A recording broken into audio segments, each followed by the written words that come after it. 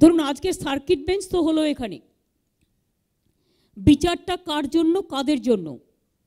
ছোট মুখে বড় কথা শোভা পায় না, কিন্তু আমি নিজেও একজন আপনাদের গোত্রেরই লোক, হয়তো সুযোগ পাই না তাই প্র্যাকটিস করতে পারি না, কিন্তু আমিও নিজেও ব্যক্তিগত জীবনে লয়ার বলেই আপনাদের বলছি, বিচারের জন্য কিন্তু মানুষ বিচারের দরজায় এসে ঘুরতে ঘুরতে ঘুরতে ঘুরতে অনেক সময় পা ব্যথা হয়ে যায়।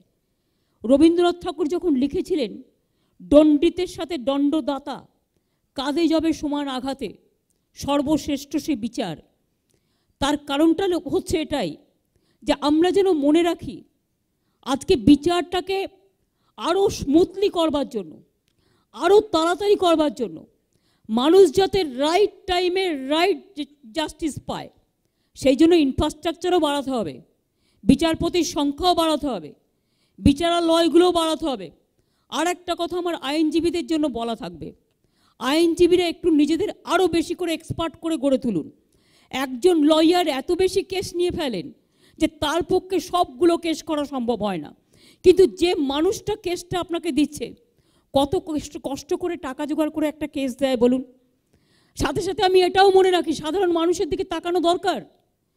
ঘটি বাটি বিক্রি করে, আমরা বলি না কোটে ছুলে 18 ঘা, একবার কোর্টে যদি কেউ গিয়ে পড়ে বেচারা তার কি অবস্থা হয়, এটা আমাদের সকলের ক্ষেত্রেই প্রযোজ্য।